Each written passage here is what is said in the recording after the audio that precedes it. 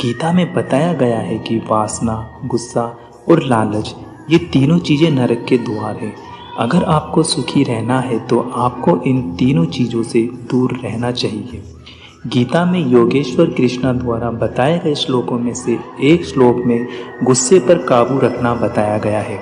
इसका आशय है कि कोई भी व्यक्ति जब क्रोध करता है तो भ्रम पैदा होता है, यानी कि सही और गलत का भेद मिट जाता है, बस क्रोध ही शेष रह जाता है। इससे बुद्धि भी व्यग्र हो जाती है। इसके बाद किसी भी सही बात का तर्क व्यर्थ हो जाता है और तब व्यक्ति के पतन की शुरुआत हो जाती है। वर्तमान समय में यदि इसकी प्रासंगिकता की बात करें तो किसी भी कार्य को करते समय यदि क्रोध आ जाए तो कार्य प्रभावित जरूर होगा। कई बार तो यहाँ तक देखा गया है कि लोग क्रोध में आकर अपनी नौकरी, रिश्ते या फिर जिंदगी तक को दांव पर लगा देते हैं। वह अपने क्रोध के दुष्परिणामों के बारे में कभी भी विचार नहीं करते। इसलिए जरूरी है कि जब क्रोध आए तो कुछ क्षण रुककर उससे होने वाले परिणामों के बारे में एक बार जरूर विचार कर ले, इसके बाद ही कोई कदम उठाए। प्रेम सदैव माफ़ी मांगना पसंद करता है और अहंकार सदैव माफ़ी सुनना पसंद करता है। कर्म वह फसल है जिसे इंसान को हर हाल में काटना ही पड़ता है। इसलिए हमेशा अच्छे बीज बोए ताकि फसल अच्छी हो। आपके कर्म ही आपकी पहचान है, वरना एक नाम के संसार में हजारों इंसान मिल जाएंगे। मौन सबसे अच्छा उत्तर है किसी ऐसे व्यक्ति के लिए जो आपके शब्दों को महत्व नहीं देता है।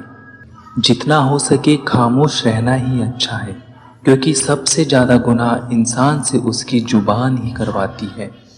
जिस मनुष्य के अंदर ज्ञान की कमी और ईश्वर में श्रद्धा नहीं होती, वो मनुष्य जीवन में कभी आनंद और सफलता को प्राप्त नहीं कर सकता। यदि आप अपनी गलतियों से कुछ सीखते हो तो गलतियां सीढ़ियां है, और नहीं सीखते हैं तो गलतियां सागर है। निर्णय आपका है, आपको चढ़ना है या डूबना है।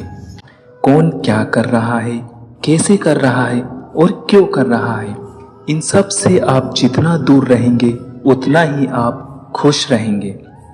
समस्या इतनी ताकतवर नहीं होती जितना कि हम उन्हें मान लेते हैं। कभी सुना है कि अंधेरे ने सुबह को होने ही नहीं दिया? आप आज जो भी कर्म कर रहे हैं उसका फल आपको कल प्राप्त होगा, और आज जो आपके पास है वह आपके द्वारा पहले किए गए कर्मों का ही फल है।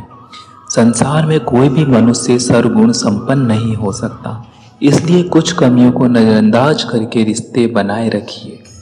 सिर्फ दुनिया के सामने जीतने वाला ही विजेता नहीं होता, बल्कि किन रिश्तों के सामने कब और कहां पर हारना है यह जानने वाला भी विजेता होता है। धैर्य रखिए, कभी कभी आपको जीवन में सबसे अच्छा पाने के लिए सबसे बुरे दौर से भी गुजरना पड़ता है। रोना बंद करो और अपनी तकलीफों से खुद लड़ना सीखो, क्योंकि साथ देने वाले भी शमशान से आगे नहीं जाते। आपकी हार और जीत आपकी सोच पर निर्भर करती है, इसलिए मान लो तो हार ही होगी और ठान लो तो जीत ही होगी। जिसके मन को जीत लिया उसके लिए मन सर्वश्रेष्ठ है, किंतु जो ऐसा नहीं कर पाया उसके लिए उसका मन उसका सबसे बड़ा शत्रु बन जाता है। मनुष्य जन्म लेता है तो उसके पास सांसें तो होती है पर कोई नाम नहीं होता। जब मृत्यु होती है तो उसके पास नाम तो होता है पर सांसें नहीं होती। इसी सांस और नाम के बीच की यात्रा को जीवन कहते हैं। न किसी के अभाव में जियो, न किसी के प्रभाव में जियो। यह जिंदगी है, आपकी अपने स्वभाव में जियो। एक बेहतरीन जिंदगी जीने के लिए यह स्वीकार करना जरूरी है कि सब कुछ सबको नहीं मिल सकता। आप कितने भी अच्छे कर्म कर लो, लेकिन समाज आपके बुरे कार्यों को सदैव याद रखता है।